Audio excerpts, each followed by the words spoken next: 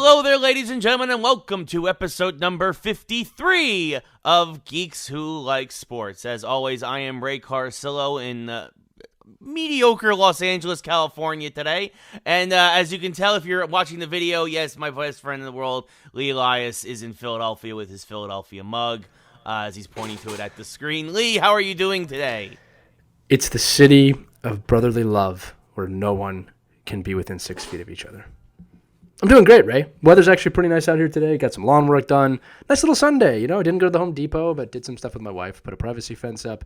Spent some time with the kids. Yelled at my dog a little bit. Gonna barbecue tonight, but right now I'm here with you, and that is the sole purpose of my life for the next hour. Awesome. Change. Fantastic. Sounds very good. Yeah, the weather here's the weather here's a little meh, but it's gonna turn Tuesday. Summer will officially hit LA as it'll be in the high 80s, low 90s for the foreseeable future after that. So, God, it's too hot for me. That's too hot for me. Yeah. I'm a 70 to 73 degree guy, or colder. The colder, the better.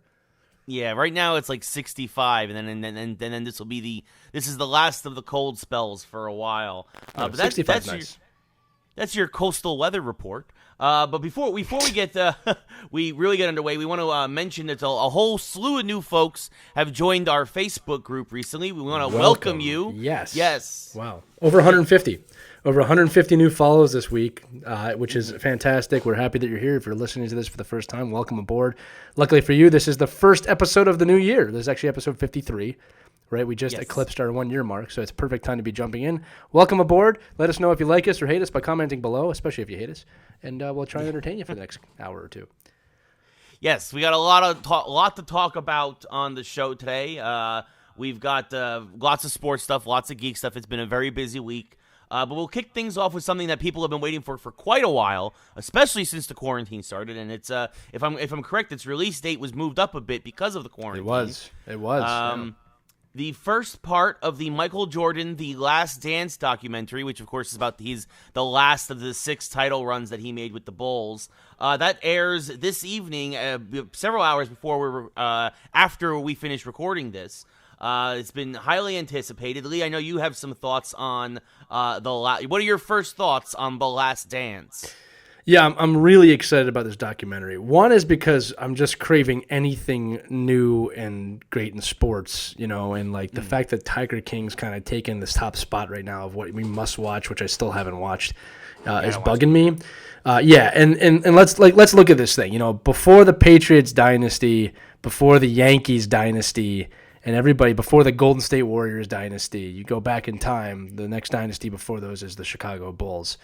And The Last Dance is a very unique 10-part documentary about this team. And I was reading about it, and I'm fascinated by it. Because one of the things I was thinking about is, how do you make 10 episodes out of something like this? Do you even have the footage for that? And these things can run out of steam really quick if you're not careful, right? But I started reading about this, and it's a fascinating behind-the-scenes story where there's been 2 pitches on this, right? The first pitch was back in 1997 when they pitched Jordan on the idea of, hey, we should record this season. You're probably going to retire after this season, right? Keeping in mind, you got to go back in time to 1997. This is the top athlete, if not the top personal brand in the world at the time. Right. For maybe some of our younger listeners, we know who Michael Jordan is, and you might have even seen him play. But, at this time, he was a god. There's no real internet yet. We don't have a voice digitally like we do today. There was nothing bigger than Michael Jordan sports in the late 90s. Nothing. So what I found out was that they pitched him this idea in 97 just to record this season. And the way they got him to say yes is they told him, you can control the footage. You'll always control whether or not this comes out. And he liked that. So they have just, I think, 400 hours of footage from that last season, right? Wow. So that's where you start to realize, okay, you have enough footage to make something. Now the next question is, what happened? Why is this happening in 2020 and not, sometime in the late 90s? Well, and this is where it gets interesting. It just never seemed to be the right time. It sat in a vault, and you'll like this, Ray, in Secaucus, New Jersey for the last, 15 years, right? And 20 years, 20 plus years. And what happened was there was apparently a rough cut of the film made about 15 years ago, but it was just a typical 90-minute documentary. Jordan saw it. He didn't think it was the right time. And then things start happening. Netflix happens, Hulu happens, digital TV happens, the pandemic happens. And now you can have a 10-part miniseries and people will watch it. And we knew this from obviously Tiger King, but also ESPN did that series on O.J. Simpson. There's been a lot of there's a murder show that people will watch these 10-part series. So they re-edited it into 10 parts. Jordan was completely on board. He's in his mid to late 50s now. And they got the green light to do this. And to two things. They moved it up, I think, a month from its original release date. And I give ESPN a lot of credit for kind of reading the room here and understanding that, we kind of need something right now. I thought that was really conscious of them to do. I mean, people say, well, it's easy. It's an obvious decision. We don't have new Marvel movies coming out right now. So, on demand. So there's that. And then the thing is, we got to look at this team in this situation. You have the world's greatest athlete on one of the greatest basketball teams. I'm not talking about the history of the Bulls. I'm talking about that specific season in NBA history. Phil Jackson, Scottie Pippen, Dennis Rodman. There's so many players on that team. Ron Harper, Steve Kerr off the bench. Kerr is on the team. Like you're talking about one of the best teams in the history of sport at this point. Yeah. And we have an inside 10-episode documentary to dive into that team. Now, I don't know if you guys have ever read the book The Jordan Rules, or anything about this team. It's not sunshine and rainbows. It's very controversial all the time, and the things and the challenges they've had to do to win. Now, as a sports coach, somebody who specifically focuses on team bonding, you can imagine I'm fascinated by that team. And to get a 10-part episode look into that team, intimately into that team, is like gold for me. I mean, it's almost as exciting as an actual real sports game. It might be more exciting than an actual sports game coming on. And not to mention, too, I believe, I might be wrong, but I believe Kobe is in the league at that point. He's young, right? No, he's not. He's not around at the end. Are you sure? Jordan. 98? I thought that was his first season. I'm looking it up. Yeah. I'm looking it up right now. I know he played against Jordan when he was on the Wizards. I'm looking up Kobe because I think Kobe's in the show for a second, obviously. I could be wrong, but I think because he didn't play in college, I think he was actually there. I'm looking it up so making sure I'm not. Yeah, he did. He was there. Yeah, you're right. Okay, you're right. Yeah, 96. Yeah, so my apologies. It was his. It's okay. It's okay. It was his second season in the NBA. Long time, right? Long time ago. And geez, wow. Okay. Yeah. So there'll be footage of him in this as well. And for those of you who don't know, Kobe Bryant, the ultimate competitor, was not the nicest person in the room when it came to challenging people. And I remember reading about his first experience with Michael Jordan. He actually said, I'm going to break all your records. That was the first thing he said to Michael Jordan ever.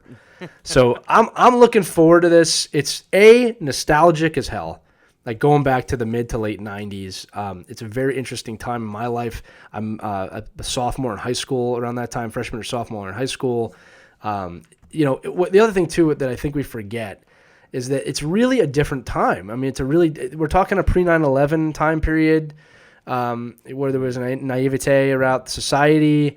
So I'm really looking forward to kind of being transported back to that time period, not to mention to watch the greatest team in basketball history potentially work. One of the greatest teams, I should say, to be fair to everybody. But yeah, Jordan okayed it, which means that it's probably going to have a lot of stuff in there. It's 10 parts, which means I can look forward to it every week. I know that it is going to be live on ESPN tonight. It will also be live. They said it's live on ESPN Plus. I don't know if you can stream it after. It's very confusing. And if you're actually an international listener, you can watch this on Netflix. So I imagine it'll be on demand. But right. I'm really excited about it. I know it's a long lead off, but this is one of those cool topics where if you're even watching this after it's aired, and again, today's date is Sunday, April 19th, 2020, it's probably available somewhere to watch. So whether you're a basketball fan or not, if you're just a fan of sport and championships and documentaries, this is essential viewing to me. The only question I will have, and this is kind of to answer your initial question, Ray, is will it run out of steam, having been 10 episodes? My gut's telling me that it won't. I don't think they would have made it that long if it didn't have something. And I'm really looking forward to it. I mean, 10 weeks of great documentary is something I could look forward to during this time. No, that's fair. I mean, I'm the type who would rather just binge it, so I probably won't even. I don't know if I'll watch this first episode. I might wait till it all comes out at once. For sure. Of course, by then we might be out of quarantine, so then it might be the wrong time to watch. You got nothing else going on tonight. Come on. You got nothing going on. You know me. I'd rather play video games than watch TV. So those digital Yankees have got to keep winning. We'll talk about Ray's digital Yankee game last night in a little bit. We'll get to the gaming segment. It's. I mean, yeah, it looks good. I mean, I was kind of on the fence, but then of course somebody put out the first 2 minutes of. I don't even think of the documentary. Just the 2 minutes of what the Bulls intro used to be, where they came out to Sirius from the Alan Parsons project. And that intro gets you going. And it's kind of like, oh yeah, this does bring back a lot of memories. So yeah, I'll probably watch it at some point. I don't know if I'll watch it tonight, but no, I mean it looks good. I mean, and Jordan has even said he's like, I think a lot of folks' opinions about me are going to change because I wasn't exactly the best teammate. Because he wasn't. Yeah. Like if you read about Michael Jordan, like I've read a lot of Phil Jackson's books, and Phil Jackson was probably closest to him as a coach of anybody. And it's like, he makes really good points. Like, this is the greatest athlete in the world with one of the biggest egos, not in a negative way, but Michael Jordan knows he's Michael Jordan in the world. Right. And this is a guy, and again, there's a lot of Kobe comparisons today. This is a guy, he wants the ball. And when you don't pass Michael Jordan the ball, he's going to say, why are you not passing me the ball? Like, do you know who I am?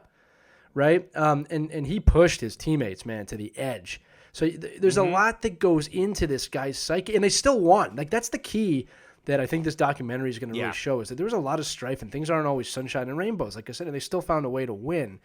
And a mutual respect. I mean, like, if I'm not mistaken, I think Rodman went to go wrestle in the WWF during this time. I mean, there's a lot of things that went crazy. Rodman did. Rodman did a little bit of everything during this time. Yeah, that's fair too. I don't think he was in North Korea yet at that time. But yeah, you know what I'm saying? Like, he hadn't done that yet. Crazy stuff, and like, I'm fascinated by teams that win. And what the psychology is of the team, not the individual, but the team as a whole. So, like, again, this is right in my wheelhouse, and I'm really excited to watch it. And again, I'll give reviews weekly if you guys want. You just let me know if you want to, like, with spoiler-free reviews of, like, yes, it's good, no, it's bad. And then I will push to have my 90s documentary about hockey and the final goon phase of the NHL made at some point in the future. It's called A Retrospect of the 90s, Blood, Guts, and Glory, a film by Lee Elias. I'm sure there's like 3 people out there who would watch that, So. Oh, that's bullshit. Everybody would watch that. You know that. I'm busting you. I'm busting you. You don't want to see a little Jeff Bookaboom? Actually, I would love to see it, but it was a joke. It was an easy shot. That's what ESPN in the 90s would have said, Ray. So yeah, well, you do need to watch. That's what ESPN would say now, actually, because they're like, hockey. Yeah, hockey. Unfortunately, hockey fans don't watch ESPN anymore because we don't need them. Yeah, exactly. So I don't want to rip ESPN. I'm looking forward to this. Let's do it. ESPN, thank you for putting this out early. I do appreciate it. So we started the sports section today on a high note, and it's only going to get worse from there. So he's not wrong. Make sure you read the description so you can skip past this if you want. Yeah.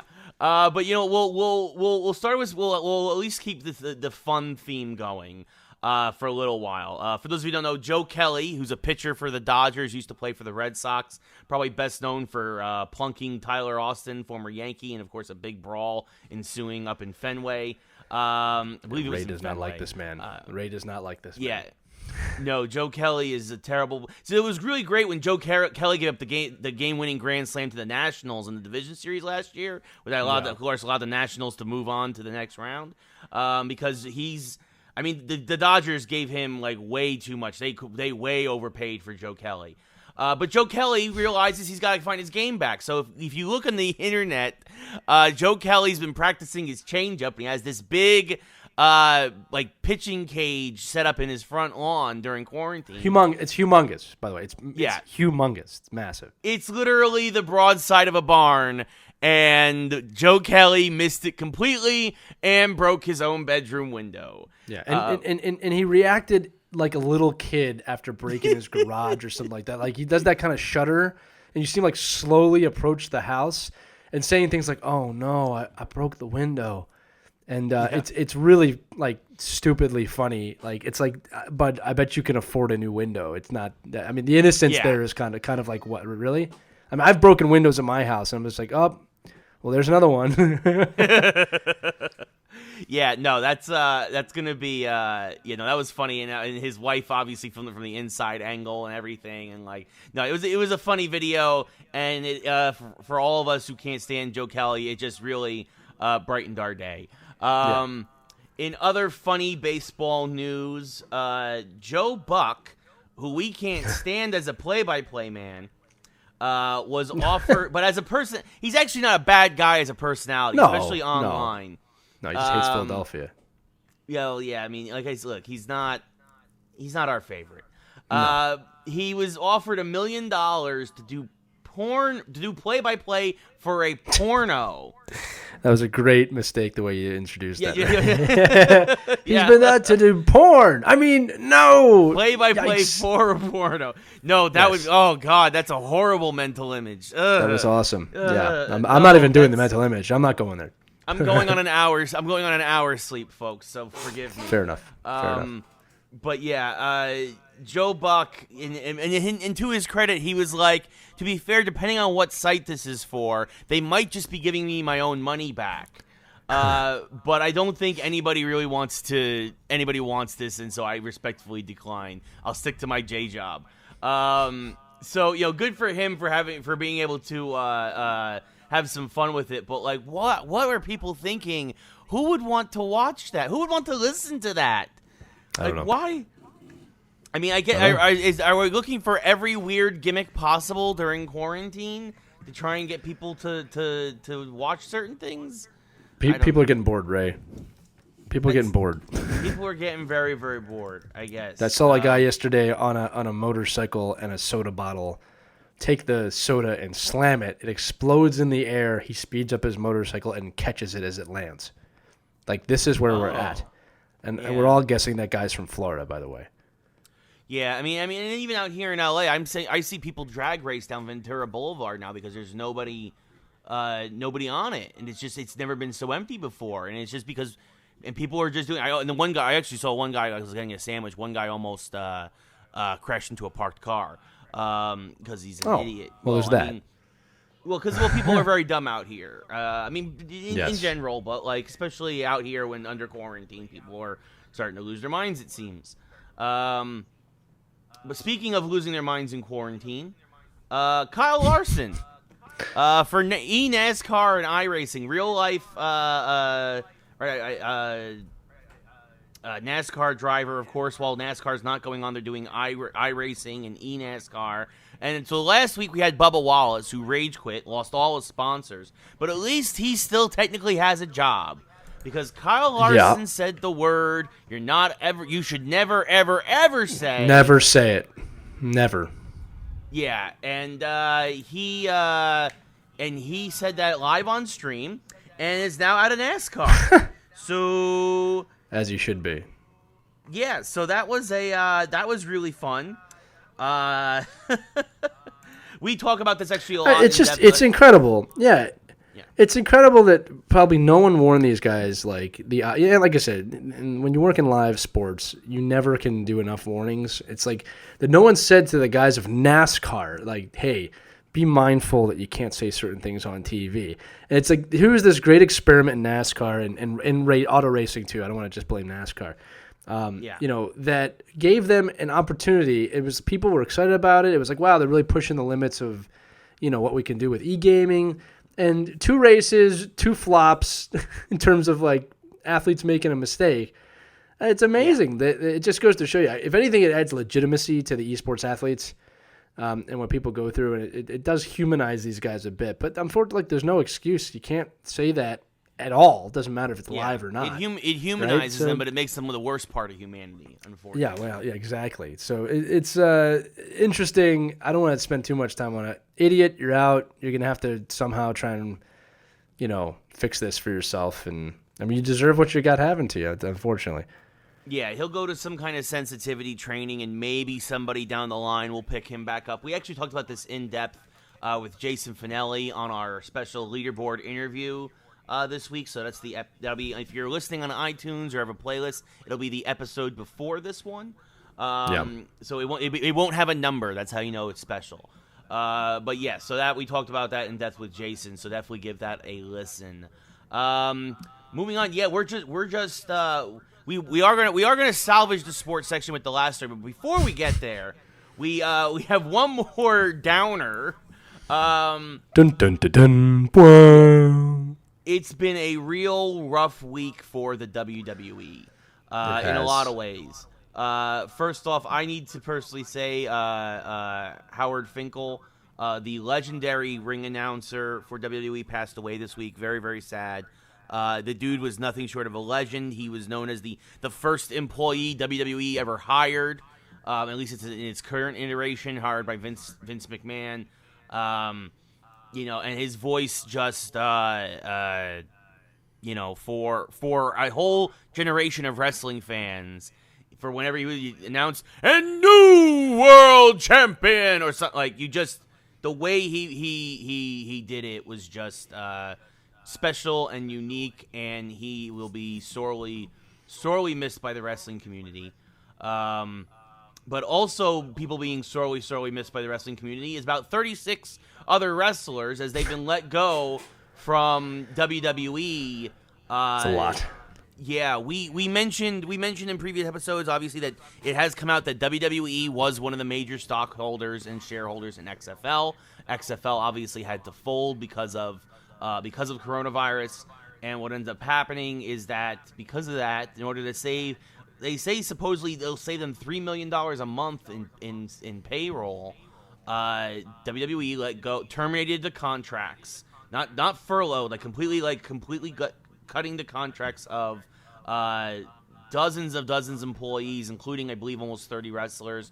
But longtime 30-year referee Mike Chioda was let go. A lot of behind-the-scenes folks, a lot of writers. The folks who did storylines as recently as the Mandy Rose and Otis love storyline at WrestleMania, Otis versus Dolph Ziggler. The person who wrote that storyline, gone. Just a lot of layoffs. Kurt Angle, a lot of the cruiserweights. Rusev will be picked up day one by AEW because he is a tremendous wrestler, a tremendous worker, and didn't get the love that he deserved in WWE. And they weirdly kept his wife, Lana. So Lana's going to stay on at WWE, but he lost his gig. Aiden English was let go. Yeah, the list goes on and on and on. You can find this on Twitter. You can find this anywhere. It's just very, very sad to see folks who are hurting during a time where they probably need to be working more than ever before. And now that WWE's been labeled as an essential business in Florida, wrestling's still going on. So it's kind of a sad thing that a lot of these folks were let go, so especially so unceremoniously. Yeah, it's interesting because my guess, and I have to reaffirm this is just totally a guess and a hypothesis, but is when they invested in the XFL, they were looking long-term, 5-year plan. When you invest in something that large, you're going to operate at a loss. And there was no thought of a cataclysmic event happening to the world. And to be fair, no one thought that was going to happen, right? I mean, hindsight's 2020, but nobody thought that this would happen. So they've got to recoup that money, the losses somewhere. And when they own 25% of the XFL, and you're talking $1 billion industry to start, probably no way it's not. You've got to recoup your losses, and that means, unfortunately, the worst-case scenario, which is letting people go, including wrestlers. Now, what this does is put the wrestling business in a really interesting position where WWE is automatically going to be looked at as a heel now, no matter what, the whole organization. Yeah. And it gives AEW a real chance here to take over. I mean, I hate to say this, but this really couldn't have worked out better for AEW. The WWE took a massive risk in investing in the XFL. Even without the pandemic, it was a massive risk. And this is legit the worst case scenario that could have possibly happened to that business from a business economic standpoint. So they have to recoup their losses, and that's how they're doing it. And I can't believe I'm saying this, but if they don't navigate this this river well, they could be in severe trouble. And yes, I know how many fans the WWE has, and yes, I know how powerful they are. But when the money runs out, it makes things really hard to do. And if AEW is able to even start to catch up, it's going to be really interesting. And like I said, it's fair to ask the question, is this the beginning of the end of the WWE? Now, I know that seems almost impossible to think about, that it would just disappear. It probably won't. But remember how federations work in wrestling. They get bought, they get absorbed. Things happen all the time. This is going to be, I'm going to say this is going to be the most challenging thing they've ever had to deal with in the history of professional wrestling, is rebounding from this. To my knowledge, there's never been another time where they've laid this many people off, including wrestlers that I know of. And I'm talking from the modern incantation of the WWF and E. I'm not talking when they were all over the place. Since Vince McMahon took over, I mean, this has got to be more powerful than the Monday Night Wars. At which one point the WWF was losing, but they were never out of it. It was never like who's gonna. I mean, back then I remember thinking there's no way WCW ever disappears. But like I've learned from looking back, like something like this can kill you. You know what I mean? So it's going to be interesting. Yeah, I mean that's the thing, right? I mean, even you saw ECW and WCW, and like everything got absorbed after a while into WWE. But I mean, you had moments like that where you'd have to let some guys go. Like, I mean, especially the reason why WCW even got a foothold was because they offered so much more money to a lot of the wrestlers that they had to jump ship. That's why Scott Hall, Kevin Nash jumped ship. That's why, and then because they started to lose, that's why Bret Hart jumped ship. Because so I mean, for those of you who don't know, so Bret Hart was actually signed. Vince McMahon gave Bret Hart a lifetime contract, I think in like 1994, 1995, like a 25-year, like a ridiculous contract with a ton of money. Not as much as what WCW had originally offered Bret, but still a lot of money, like $1.5 million a year. He was loyal. Back in $1.5 million a year back in then for a wrestler was a ton of money, even though WCW was offering, I think, almost double that. And Bret was loyal, and then Vince was like, because Vince was losing money, and this was obvious. This is when he was like, "I have to renegotiate your contract. I have to release it, and we have to rework something out." And that's when Bret's like, "Well, I'm going to jump ship then." So he took less money. He took less money in the short term, but then when Vince's like, "I can't even pay that," that's when he jumped ship. So I mean, there were individual instances of this, but to lay off so many people in one fell swoop like this, it's alarming. It's alarming. It's a lot. Yeah. It's a lot. Yeah. It's not just the wrestlers. It's a lot of behind the scenes folks too. For our younger listeners, the way that WCW, which was great, it was World Championship Wrestling was great in its heyday. Yeah. The way they were able to offer so much more money is because they didn't go from city to city to city. They had their one location in Atlanta. Right, with a few other places. The same thing with ECW, which was in Philadelphia. And I remember being young and going to those things. So they were able to save an amazing amount of money on the overhead, and that's how they were able to operate. So there was this big question for a while of, how is wrestling going to move forward? And AEW is obviously taking the same type of approach that WCW took, and it's working again. But this is going to be trying times for the WWE. They're going to have to earn back some fan loyalty.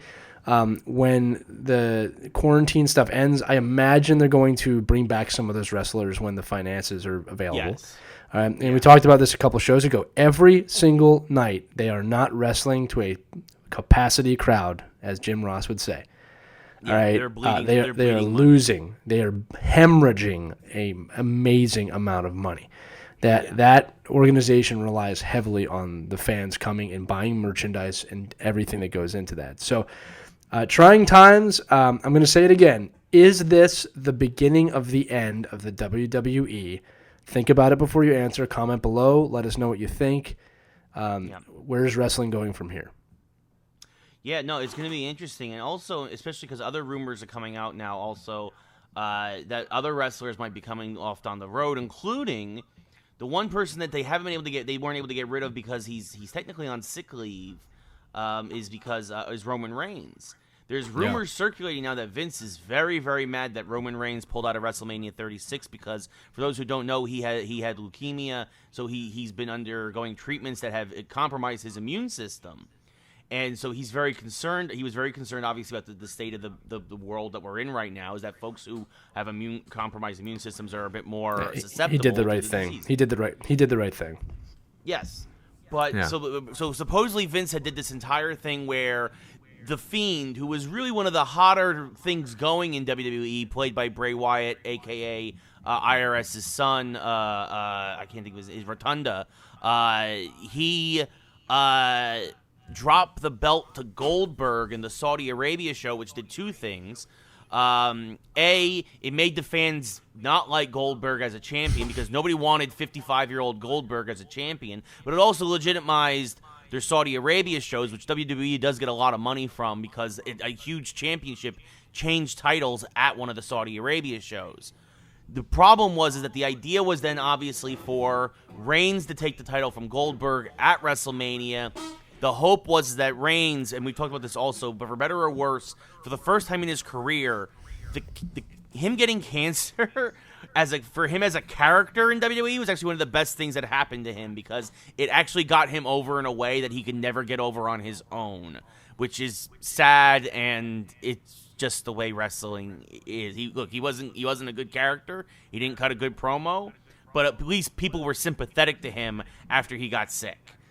And so this was going to be the thing that finally, this was going to be, he bounced back, he beat cancer, he became champion again. This whole thing was going to be this strong push, and Vince sent this all up for him, again, basically torpedoing one of the hottest things in wrestling in terms of Bray Wyatt in order to do this for Roman. And then Roman did what he did, which obviously, again, was the right decision for him and his family as an individual. Well, I mean, you got to look at it adversely. Vince is somebody who holds a grudge. Yeah, I mean, look.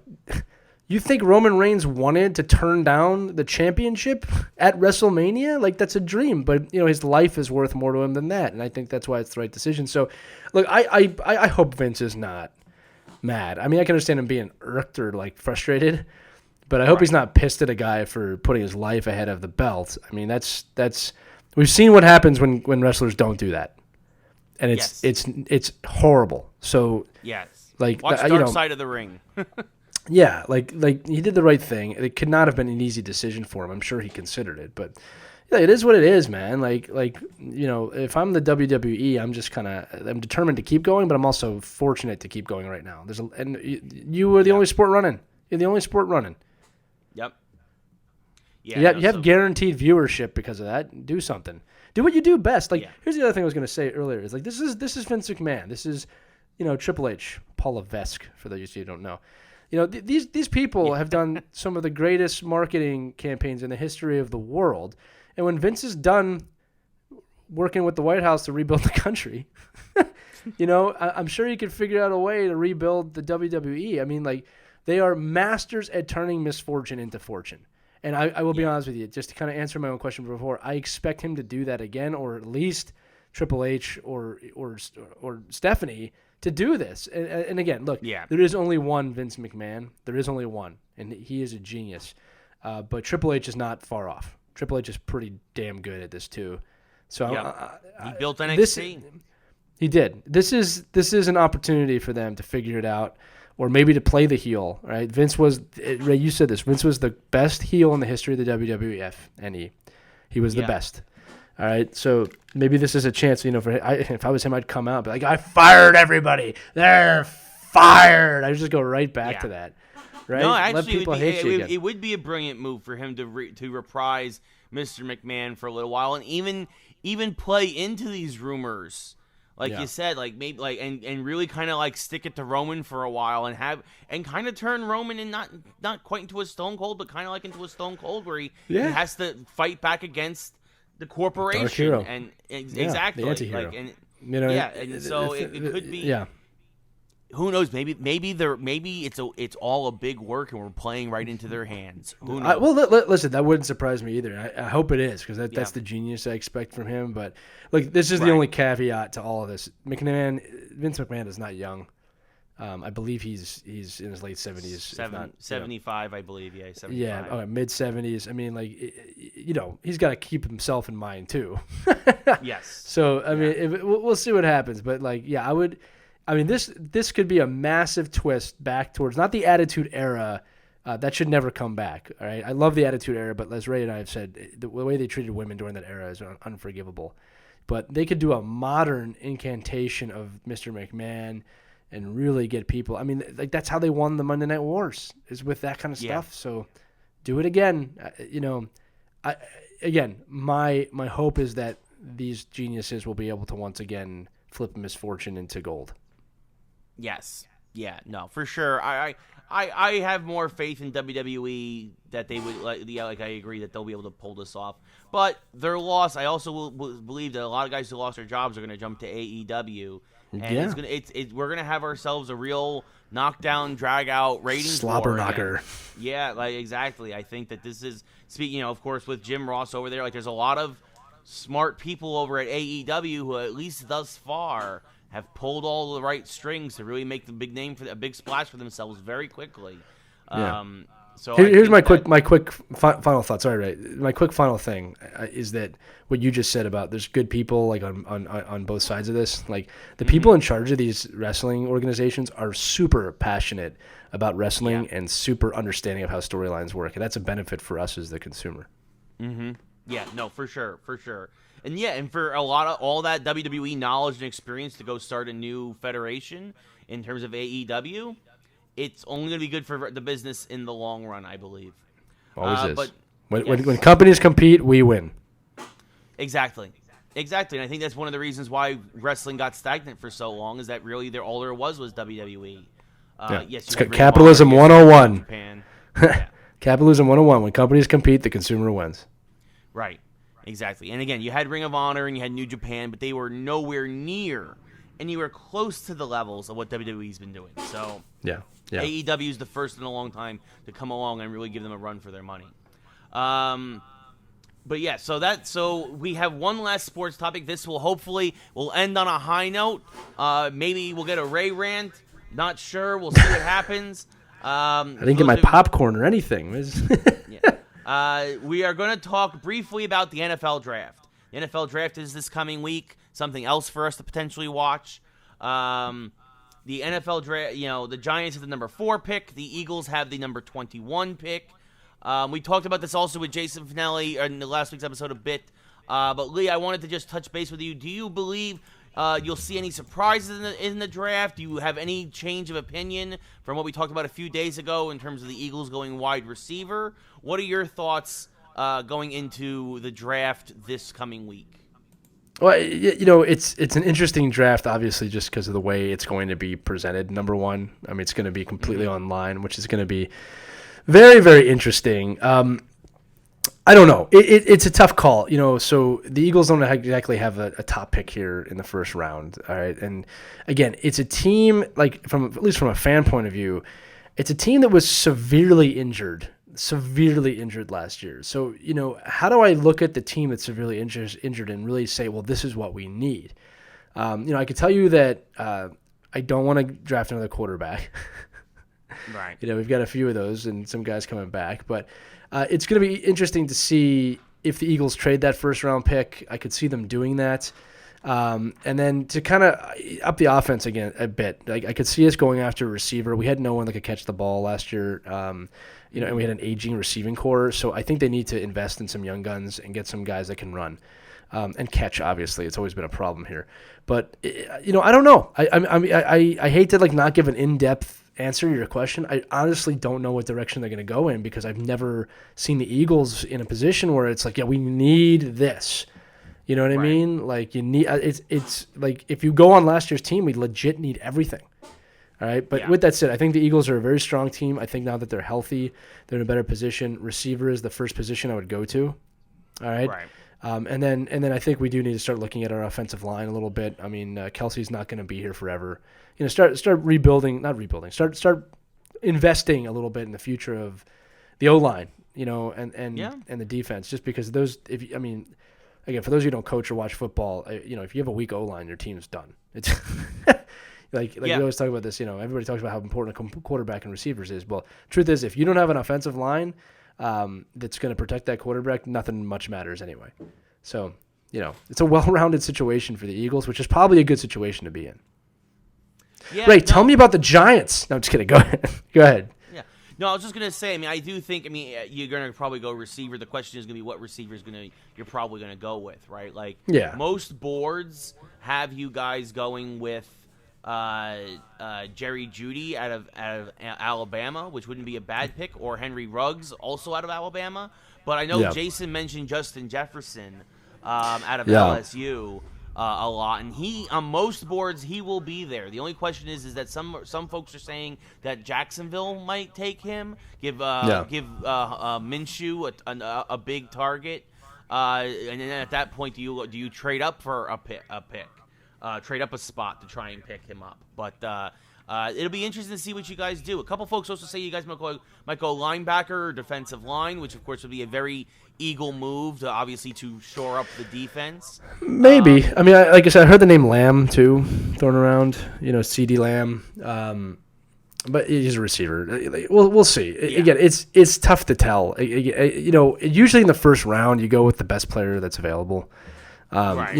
Statistics show though that, and this is I was actually reading Doug Peterson's book about how he built that championship team, and there's some interesting stats. I was also reading a book by Mike Lombardi, about it's called Gridiron Genius, and like the stats in both those books were 50%, or I think it's just under 50% of draft picks do not come to fruition. So they were talking about how it's not a crapshoot in any way, but like this is why guys research so much, and even half the time you're going to pick a dud, and that's just the reality of it. So you kind of go with the best player that's available that fits into what you need, right? And again, with Eagles having a lower pick in the first round, or mid pick, I think it's like 16, right? 21. There you go, 21. So it's going to be interesting to see kind of what they do.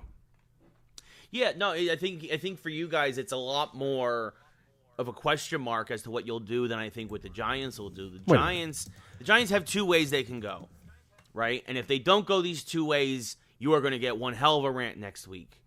They can either go with the tackle Tristan Wirfs out of the offensive line factory that is Iowa, or any offensive lineman, honestly, any tackle there, and that's about there, because you already know the top three picks is going to be the Lions are going defense 3, the Washington's going defense 2, probably the stud that is Chase Young out of Ohio State, and Joe Burrow is going number 1 overall to the Bengals. So those 3 are locked. Yeah. The only question is for the Lions, are they going secondary or are they going defensive line? But they're definitely going defense. At least that's what everybody believes, right? So for the Giants, do you go offensive line, especially because there's for the first time in many, many years, offensive line is one of the shallowest positions in this year's draft. There is not a lot of offensive line talent after probably the first 7 to 10 offensive linemen. So do you get that franchise left tackle that you need to protect Daniel Jones out of Duke, or do you go with the stud linebacker that is Isaiah Simmons out of Clemson? Now, of course, the question is like, I personally would love for them to get a linebacker because they're running a 3-4 now, and I still have flashbacks to Lawrence Taylor and things like that. I don't know if Simmons could be Lawrence Taylor, but he's a talent enough that he's something special. They're actually calling him this generation's Brian Urlacher, which I would be just as happy with. That's something that's tough to pass on. The other question is that do the Chargers or Dolphins trade up? Both those teams want a quarterback, and if the Dolphins start hearing that the Chargers are talking to the Giants, then you might start having a bidding war. And if the Giants can get a boatload of picks to just slip back 2 or 3 spots, I wouldn't be mad. And then take the tackle, let's say 6. I was just going to ask you that. I was just going to ask you that if they pull a movie draft day move, right, with Kevin Costner, like Miami needs a quarterback, it, right? And like Tua should be available, and I can't ever say his last name, so I'm not going to try. But like, do you pull that off of like, look, I'm going to draft this guy if you don't trade me what I need, or trade up for 1 pick, you'll get him, I get your whatever I need, offensive lineman, like you said. All right, and then I pick who I want. But yeah, I'd be with the position the Giants are in. it wouldn't shock me if there's a little gamesmanship here and they trade to get, especially if they know. Because here's the thing, they could draft Tua. The Giants could draft Tua and trade him for whatever they want later on. So it's a lot of one of those things of like, I don't know the relationship between the GM of the Giants and the GM of the Dolphins, right? But there's probably a win-win here for everybody. And again, it depends who's available too, because Tua is not the only quarterback available. There's just the shiniest one. No, and what people are saying, most people are expecting is that Tua would actually be the third quarterback. Is that a lot of people are saying that Miami is looking at Justin Herbert out of Oregon, and that San Diego is looking at Tua, which is why I'm saying you can really maybe even play Miami and San Diego. If Gettleman's smart and really crafty, you get options. Yeah. Play Miami and San Diego against each other a little bit to see if you can't get the best deal possible, and then maybe even still get Simmons at 6, because some folks are saying that with Bosa and with their stacked defensive line that some are saying San Diego is looking at Simmons, but they desperately need that franchise quarterback. So I like 90%, everybody, myself included, think they're going to go Tua. But it would be crazy. It wouldn't be surprising if Gettleman can kind of like, if he's good and if he's smart, play Miami and San Diego I keep calling them San Diego, the Los Angeles Chargers against each other, and slip only 2 picks in the draft or a pick in the draft, get another second round pick, and that's the game, right? Like, that's the game. Yeah, this is the game, all right? Like, I've been a GM before, and I've done things in sports before. I've studied these men, all right, and women. All right, that's the game. All right, and here's the thing I'll tell you is GMs they're not trying to screw each other over. We talked about this before. It's a surprising fact of the game is most GMs are not trying to screw each other over, but they will take advantage of a situation if they can. All right, meaning that if someone offers a horrible trade, they're not going to say no to it or say, hey, you should offer more. Okay. Right. So I mean, it's like two respectful athletes for the most part. Some GMs do hate each other, but my point is that there's got to be common ground here where everybody can win. Keeping in mind revenues of teams. I mean, again, a lot of this deals with the owner GM relationship. This is why Dallas has always had such a hard time with a lot of decision making. But if the Dolphins need a franchise quarterback, if there's pressure from the ownership to get it done, the Giants could help the Dolphins in a way. Now, I also think these conversations are already taking place. It's not going to just happen on the draft floor, all right? But it's – and again, obviously there's 2 teams ahead of the Giants or 3 teams ahead of the Giants that – was it 2? So you have the third pick? Fourth pick? Blanket. We have the 4th pick. We have 3 teams ahead. So everybody expects, like I said, everybody expects that Detroit and Washington to go defense, and obviously Joe Burrow is going to go number 1. Yeah, well, the point I was going to make is that there is potential for the teams ahead of you to do the same thing. But like I said, I think that if you play your cards right here, you could do something better. And again, like I'm sure there's players that I don't think this is going to be a straight up, okay, we're trading the pick for one player. It's going to be, if they do this, the Giants are going to trade this pick and a player for this player and this pick. All right, like there is common ground here, and that can be met. Yes. And I've always found that side of things fascinating. Again, not everybody does. I mean, like I always tell people, be careful how much into the behind the scenes stuff you go, because if you go too deep, you'll actually end up losing your fandom. And I've tried to explain that to people that if you go too deep into it, you end up having a lot of respect for everyone sometimes, or a lack of respect for everyone. And what ends up happening is you don't realize what goes into this thing, and all of a sudden your fandom goes away. Like, and I've experienced that in hockey. It's why I grew up hating the New Jersey Devils, and I don't like it when they win or beat my team, but I don't hate the Devils anymore because I know too many people there, and I know the inner workings of the team, and they've given me a lot of opportunities. So that's just my advice. But yeah, I'm looking forward to seeing the gamesmanship of that day, and then of course, look. It's exciting when teams make good moves like this. And, of course, there's also the scenario where none of these teams do anything and they just draft in order, and it is what it is. Right. No, of course. Exactly. And, and I still absolutely despise the New Jersey Devils. So, So nothing's changed there. So it'll be interesting. It's going to be fun. Thank goodness the draft is happening. It's, again, I'm glad we established that.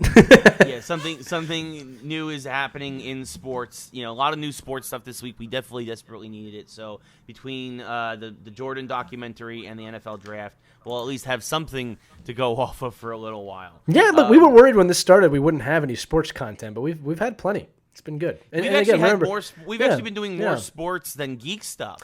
Which makes no sense. Yeah, and keep in mind, we don't do the headline sports stuff typically. We do kind of stuff that's not talked about, which is interesting. Right. Yeah. So that is good. But speaking of losing your fandom, going to the geek section now. Comic-Con was officially canceled finally this week. Not surprisingly, the first time in 50 years. Threw off, I'm sure, a lot of media plans and all that other stuff.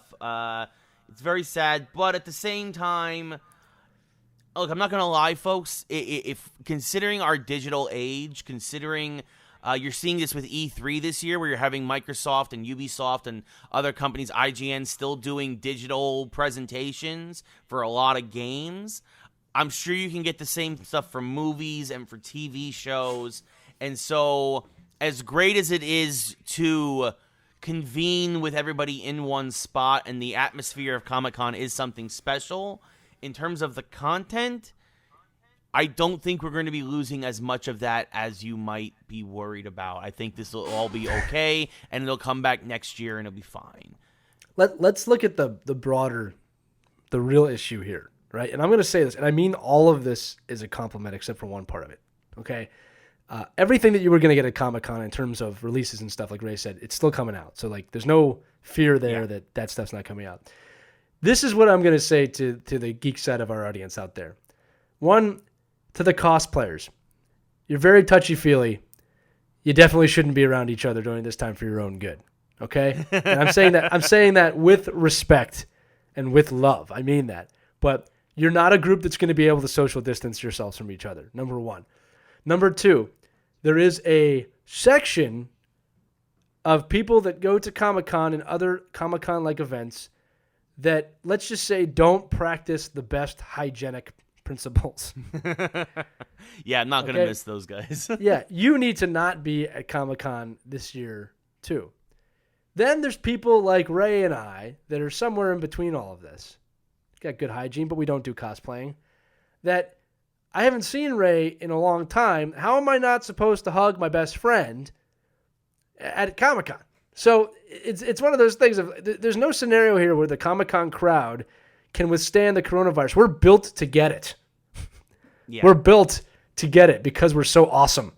So my suggestion is we know this needs to be canceled because we can't allow coronavirus to take out the geek community. You all know it. Yep. Okay? So no Comic-Con this year in person. Sucks. We'll reconvene in 2021 and have the best Comic-Con ever. In fact, I will make a statement right now that Ray and I will do everything within our power to be there because we know the millions and millions of people that like Comic-Con need us to be there. They know who we are and they want us to be there. Yeah, actually, that would be tremendous. That would be tremendous if we could get to Comic-Con. Now we have a whole extra year to work on it. Yeah, we didn't tell them we meant New York Comic-Con, but that's okay. That's true. New York Comic-Con actually would be easier, but anyway. It would make more sense, too. Yeah, well, actually, New York might not be open in 2021, so let's just go to the regular Comic-Con. Yeah, so we'll figure it out. It's a work in progress. Yeah, Ray, you just reminded me one more thing for the sports segment. I just want to – this kind of fits in here because it was about large crowds, right? Mm-hmm. Someone made a really, really great point the other day that thank God the Kansas City Chiefs won the Super Bowl. From a medical standpoint, I was like, what do you mean? Like, if San Francisco wins that thing and has a parade in San Francisco, like the virus was there already. It would have exploded. Yeah. It would have exploded because you got to remember, this is before it was in the NBA. So they said, like, you know, the Chiefs were on the right side of history. Like, so, I mean, sorry, Niners fans, but if anything, this is a win for you. You did the country a civic duty by losing the Super Bowl. Yeah, because it's coming out Mahomes. That it seems it's coming out now that the virus was seemingly in California before we even realized it. I probably, Yeah. who knows? I might even I was sick for like 2 months. I might still have it. I have no idea, but I'm still here talking to Lee, so it's all good. So we don't have any tests, so I have no idea. But anyway, we're not going to get into that too much. But yeah, so speaking of the one thing I do want to say about Comic-Con is that I worry about, and to kind of actually take a page out of Lee's book and talk about the economics and the money side of things, is that this is going to really hurt the city of San Diego, because I know this for a fact through anecdotal evidence. Talking when I would go to Comic-Con, because I've been to 6, 7, 8.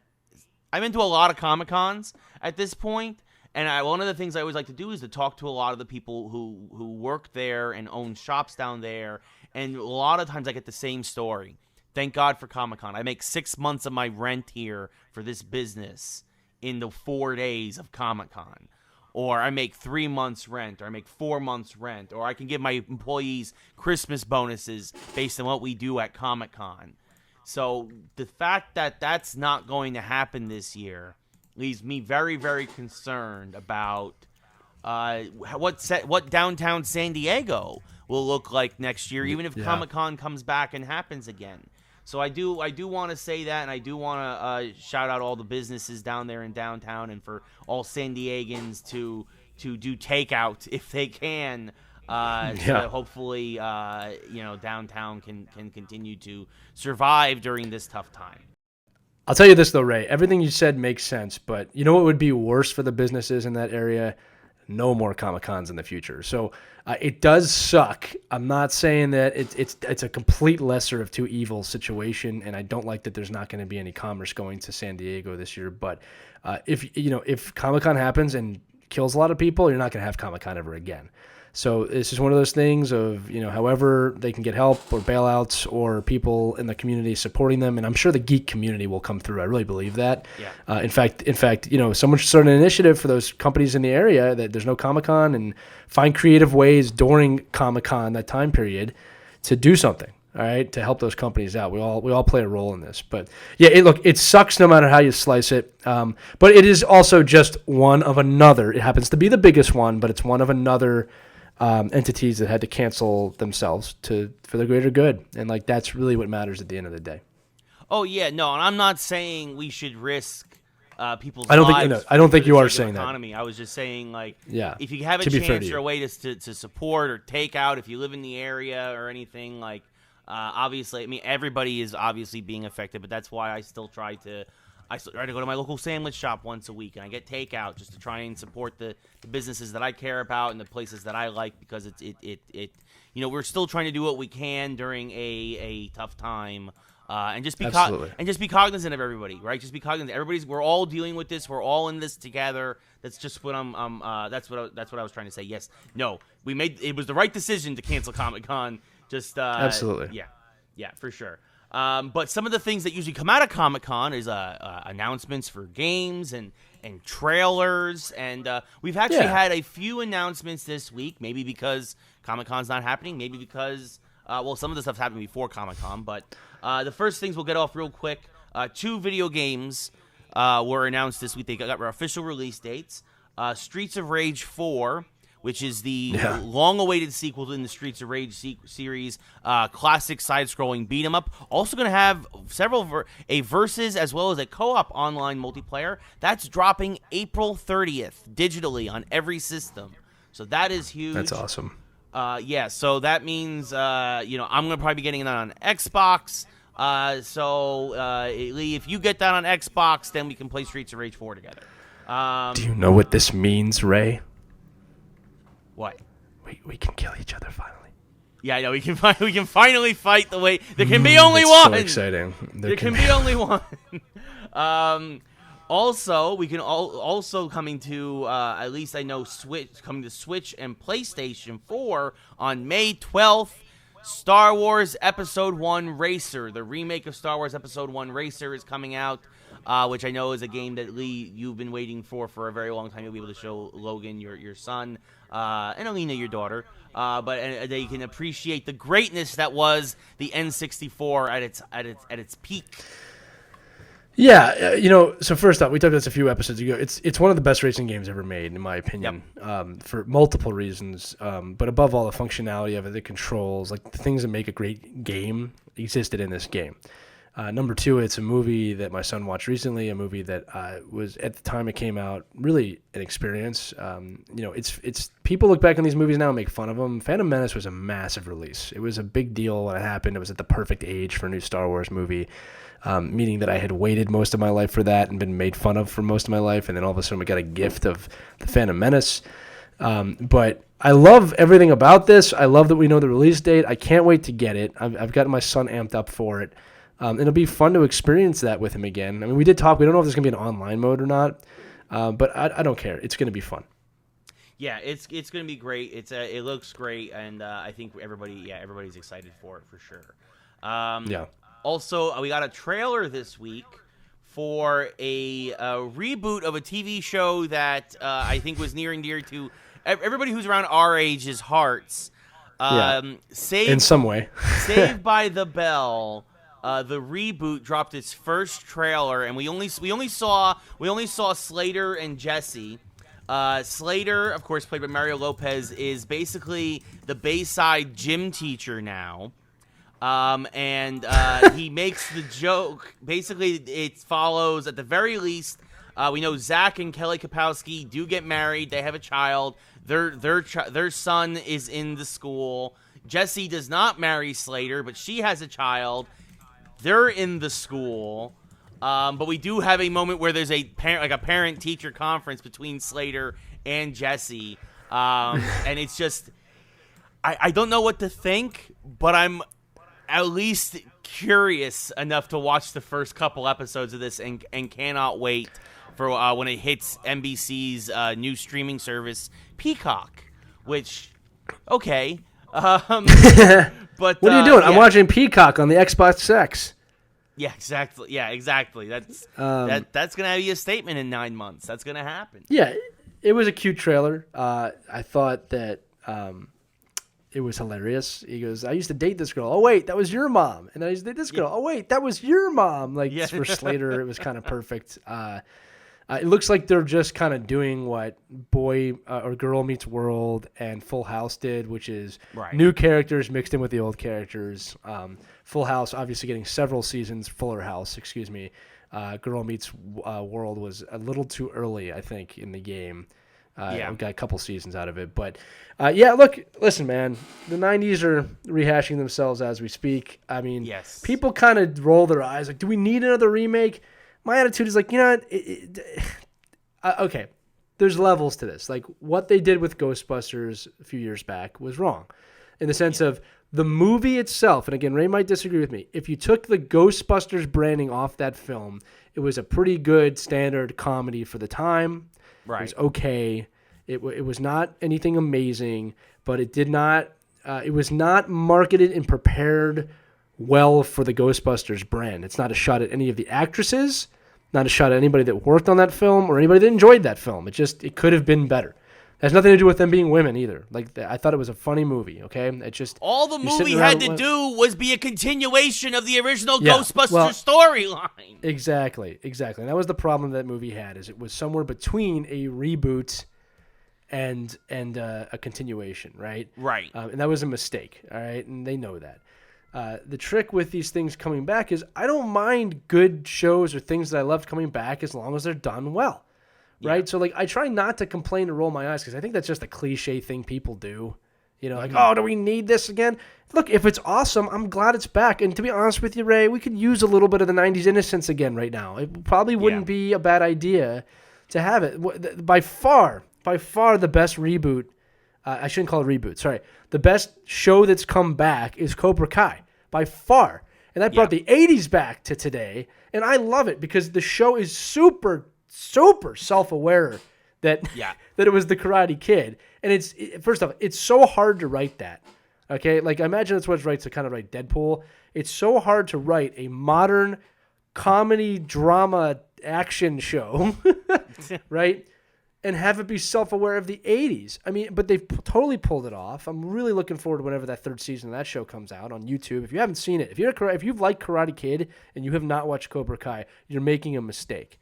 All right? But we've been shown that like if you do it, it can be delightful. It can make you think about the past in a positive way, and it can just make you feel good. And that's what I look for when I watch TV. I want to feel good. Right? Like one of the reasons, and again, I'm not knocking anybody that watched Tiger King, but it's like I just don't give a crap about those people because they contributed nothing to society. Now, you could say that, well, what does Cobra Kai contribute to society? Well, there's actually good messaging in that show. Yeah. You know, like this is the thing about Tiger King that I keep hearing. It's all about, and again, just because it's so popular. Carol Baskins, right? She's this person, and there's this Tiger King guy, and they fight. It's like, I haven't watched it. The message should be that it's not smart to keep domestic tigers and they're not animals that should be pets. I haven't heard anybody talk about that. Like, well, that's the boring issue. That's the real issue, right? Like, Cobra Kai deals with, like, teen violence and why it's important to have respect for each other. Which is exactly the PSA crap we would see in high school. Like, you shouldn't beat each other up. Let me tell you why drugs and bullying are bad. I didn't turn out so bad. Maybe it's a good thing that they're doing some of this. I'm very fortunate in my life, but like maybe it's time we just give some positive messages. I'll give you one real quick, Ray. There are 315 million people in the United States. 315 million. I'd say 314 million of them, if not more, have done a pretty damn good job with this quarantine and taking care of this virus. It's something we should be proud of as a nation. It's something we should focus on, that together we've actually done something together. We can't even enjoy that. Because we got to let these million idiots on both sides of the aisle speak for the whole country, right? Like, we've just done something incredible as a country together to fight a virus, and we can't even take 2 seconds to be like, hey, you know what? We did okay with this. In spite of, obviously, people dying, which is horrible. But you know what I'm saying? Yeah, no, I get what you're saying, for sure. I mean, and we can... Yeah, there's oh god, that's such a deep rabbit hole to jump into. All I'm gonna say, don't jump in. Just let me be right. Just wait,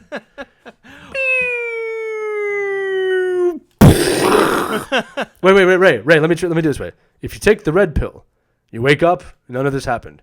If you take the blue pill, you stay in Wonderland. So all I'm going to say is also the difference between things like Fuller House and Girl Meets World. And you're right, Girl Meets World suffered from being the first, which this typically happens. Too early. When you're the first to something, you typically suffer because people are slow to adapt. It had 2 seasons. It did 2 seasons. I mean, it wasn't a failure. It just didn't. Right. Survive. Yeah. Exactly. Yeah. It wasn't exactly. It didn't make the splash that Fuller House made or Cobra Kai. But I think also the difference between Cobra Kai and Fuller House and the new Saved by the Bell reboot is this is scripted television that's meant to be entertaining. Right? Yes. It's fictional. The problem with something like Tiger King is this is real, terrible people doing real, terrible things. It's Jerry Springer. Yeah. It's just, that's all it is. And again, I really don't want to insult anybody that watched it. I know a lot of people watched it. And if you enjoyed it, that's great. I really mean that, okay? It's just not for me. Yeah. I don't know what else to say. No interest at all. No interest at all. And to be fair, I tried. I'll even admit that I tried to put it on the first episode. I just wanted to see, and I just know where it's going. And I have other things to do. And again, I'm not insulting anyone. I'm really not trying to. I just prefer to spend my time on other things. Yeah, no, I mean, I'm the same way. I have the worst FOMO in the world, and even I'm just kind of like, yeah, I don't care if I miss this one. He really does. No, it's true. I have terrible FOMO, and I'm just like, meh. I literally watch anything else. I've started watching. Yeah. Ray, look at me. My birthday is coming up in December. Yeah, that's okay. Okay. Yeah. All right. Janet's birthday, my wife, is in August. Okay. You guys We're counting on you, Ray. You should come to LA for Jan's birthday. Damn it, he switched it. That's good. So Ray, we've got cheesesteaks here. We got cheesesteaks. No, I got Ray. Pat's and Geno's are giving free cheesesteaks out this week. Hurry! Gets here. What about the free cheesesteak? Oh yeah, that was bullshit. Thanks for showing up, you idiot. I would make you buy me a cheesesteak at that point. I will buy, if that's all it's going to take, I'll buy you a cheesesteak right now. Come on, are you serious? I will literally buy you 3 cheesesteaks a day if you fly out here right now. That would be great. That's the diet I need. Just the cheesesteak diet. Oh, goodness.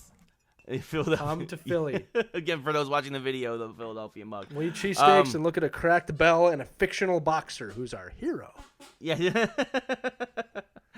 Our last thing in the geek segment, again, something that might have debuted at Comic-Con, might have debuted at E3, but has been leaking like a sieve over the past couple of days, especially on Reddit. Lots of details have come out about the next Spider-Man chapter in the Sony franchise by Insomniac. Officially, Spider-Man 2. We have to, the new video game series. It's no surprise, slated for a holiday 2021 release, so that makes a lot of sense. It'd be on the PS5, it's in that early window for PS5, makes a lot of sense. The plan was to announce this summer, whether it was Comic-Con or E3, tease it a little bit, and then have a bigger event next year. Very much the same thing they did PR-wise with the first Spider-Man game. Tease it, show a little bit, let it sit for a year, then really push those final 3 to 4 months towards its release. So that's no surprise. Picks up very much where the last game left off, where it teased the Venom symbiote. This is going to very much be, they said that if this is true, yes, it's going to be very heavily Venom involved. It's not a space alien, though. It is basically something created in Norman Osborn's lab. He used it to save Harry, who had a terminally ill disease.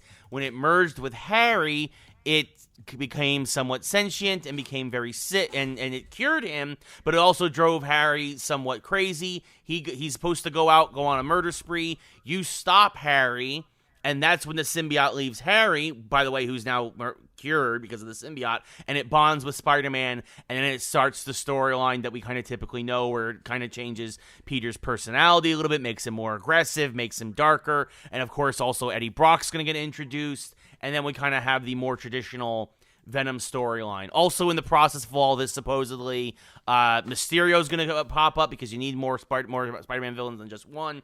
And especially for a video game. For a video game, you do. For a video game. And then and then also at some point, Norman will become Green Goblin. That supposedly during his experiments with the symbiote, he gets doused with chemicals when Harry breaks loose or whatever, and it drives him nuts, and he becomes Green Goblin.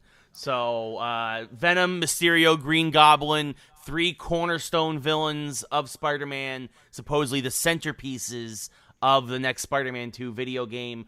Also, teased that at the end, that the DLC for this game, because of course you have to have DLC already planned before you launch your game, would actually be Carnage, and then a throwback to the cartoons. It would be, for those of you who don't remember the cartoon from the mid-90s, the end of that series was Spider-Man from multiple universes coming together to stop a Spider-Man that had bonded with the Carnage symbiote. The Carnage symbiote will bond with Peter Parker, and then you play as Miles Morales, who has to save Peter from the Carnage symbiote. So that's that is what the leak is for the DLC. That is what is circulating. Again, a lot of this makes sense. Yeah. Nothing is confirmed. It's all rumor. It's all Reddit speculation at this point. But somebody says that they've acquired documents and that there are certain things that line up and make sense with what we already know from the previous games, plus some other evidence that they have put forward from things we've seen online, tweets, etc., etc. It's brilliant storytelling, first off, and it totally if this is the way they're going. If this is the way they're officially going. Well, it's like why wouldn't you now? Even if like if I was at making these games, I'd be like, that's a good idea.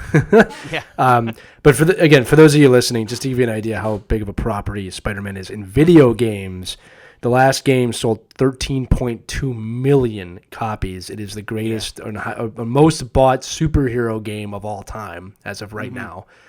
Ray, do you think the Avengers game will surpass that? Yes. Okay, so it's going to have competition, just right?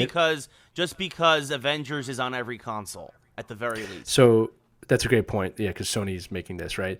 So 13.2 million copies. And I think that's not on every console. That's a great point you just brought up. It's a PS4 exclusive, yeah. So top-selling superhero game of all time. Avengers will overtake it, and then we'll see what they can do. But Spider-Man video games have been notoriously good through time. Very good. I mean, even going all the way back to... Even when the movies are bad, the games are at least okay. Yeah. It is a really good property where a lot of other superheroes, Iron Man, Batman, Superman, everyone has failed at that market. At some Spider-Man point, seems to be... Spider-Man seems to be the only superhero property outside kind of just some of the Marvel games, and I'm not talking the combat fighting games, but storyline. I mean, Marvel. I mean, really, Star Wars is actually the only thing I can compare to Spider-Man in terms of a movie comic property in video games. Right? I'm not thinking of anything else on top of my head right now. This is a big deal, and that's why they can tease it for 2 years and then release it. But it's exciting. And it's going to be interesting to see what that does into the quote-unquote console wars. I mean, because it's a big property. Yeah. But exciting, and again, Spider-Man has just some of the richest storytelling. I mean, we were talking about this before, but I was on another podcast about who is the best Peter Parker, and so much in the MCU has leaned on the Avengers for Tom Holland and the property, but Spider-Man, people kind of forgot. It's like this thing stands on its own, very strong. It is easily probably Marvel's top property. I mean, easily. I don't even think that. I mean, second's probably not. Avengers would be number 2, really, if you think about it. Yeah. In terms of all time, right? So yeah, it's great news. 13.2 million sold. Think about that for a minute. I mean, and the fact that it's going to be in the beginning months of the PlayStation 5. This is what we call a system seller, folks. This is a game where you will buy a system just for that game. If it exists. Potentially. I mean, we know the system exists. Well, yes, if the system exists, because already not to go on a tangent, but they're already talking about we're only going to have 6 million consoles ready to go at launch. And that's not a lot. That's not a lot, folks.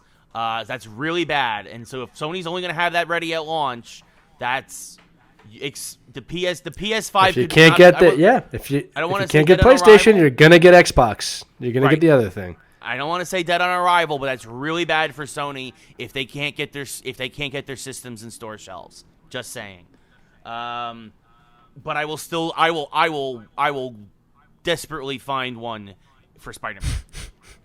But, of course, it also might help if Spider-Man doesn't come out until 9 months after the PlayStation 5 has already been released. That would be one of the dumbest things they could do. Yeah. Yeah, it could be, but knowing Sony, that's probably what's going to happen. So, it's going to be PS3. Folks, I'm telling you, I'm warning you right now, the PS5 launch is going to be PS3 all over again. It's going to be real slow. And it'll find its ground, it'll find its footing, but it's going to take some time. And by that point, Microsoft might have too big a lead. So and Nintendo too, for that matter. But that's a wait and see, and that's fascinating. It's going to be fascinating to see. But Spider-Man 2, if this is true, if all these rumors are true, I'm already super pumped for this game. I want to go buy the DLC now for the first game to get ready for it. Like I'm super ready to go. Like. I'm excited for you. Thank you.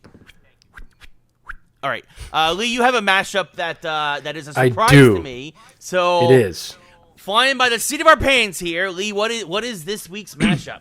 So I'll build this up with this. Ray is right. Usually when we have a mashup on a show, we at least have a couple hours to think about our answers. Sometimes days. And this one's being spawned on Ray. But Ray, this is one of those that I promise you will have – someone's going to pop in your head immediately, and then 50 other people are going to pop in your head. But you'll be able to do this on the fly. Ray, are you ready for today's mashup? Yes.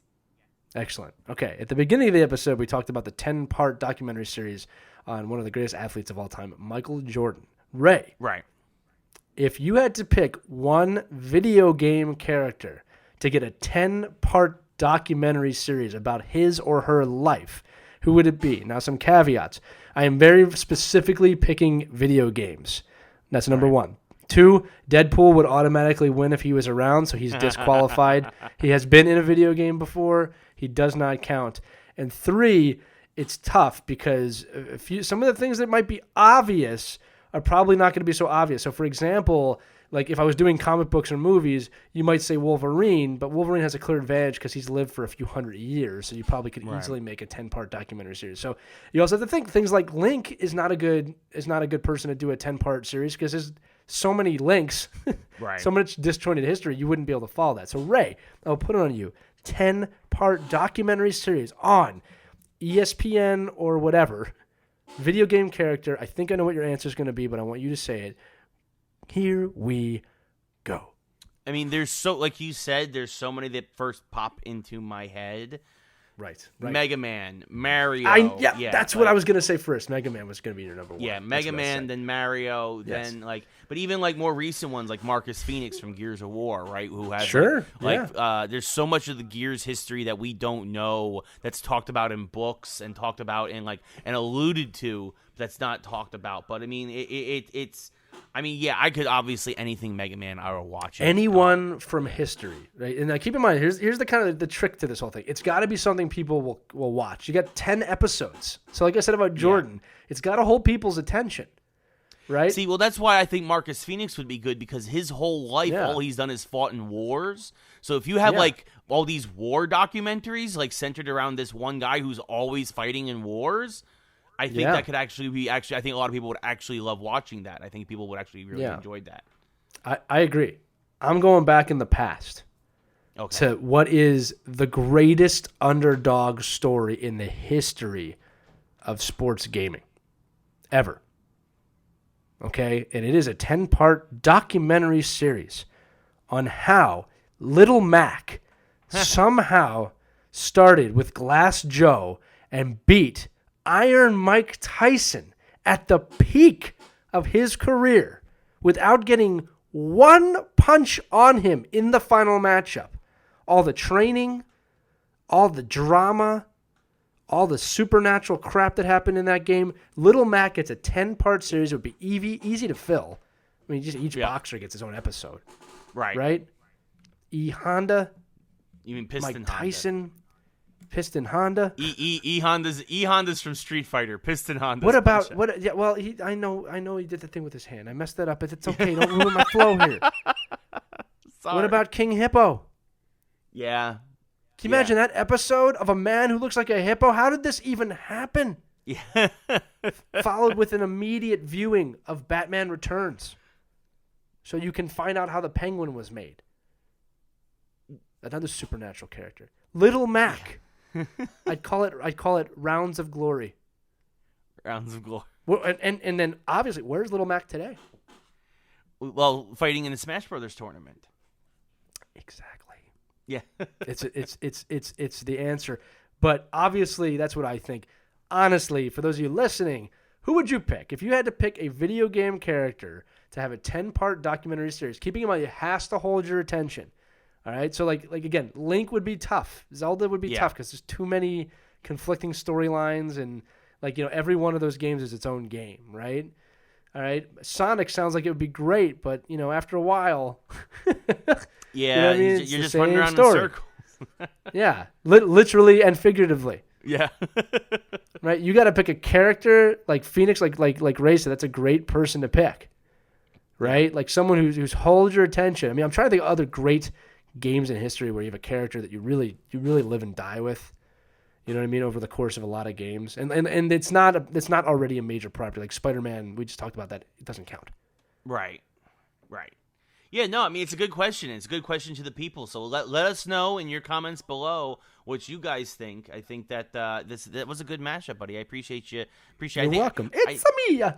Yeah, I think Mega Man could. I think you could do Mega Man, but I think that too would get repetitive after a while because you're just killing the same robots over and over. It's the same thing. I mean, like again, it's not easy to produce something like this. You have to have an ability to bring people back. I mean, I think Mega Man could do its own documentary. I don't know if it could be a 10-part series. I think Mario is something to heavily consider just because of how many different villains he's had. All right, but it did have its own documentary series. It's the Super Mario Brothers Super Show. You could do a whole thing on the time he started a baseball league and then a soccer league. He failed at that. Yeah. He was in the Olympics multiple times. Yes, exactly. Yes, him and his rivalry with Sonic at the Olympics, Yes. and how that played out. There you go. And of course, of course the biggest thing though, his greatest sports success as a kart racer.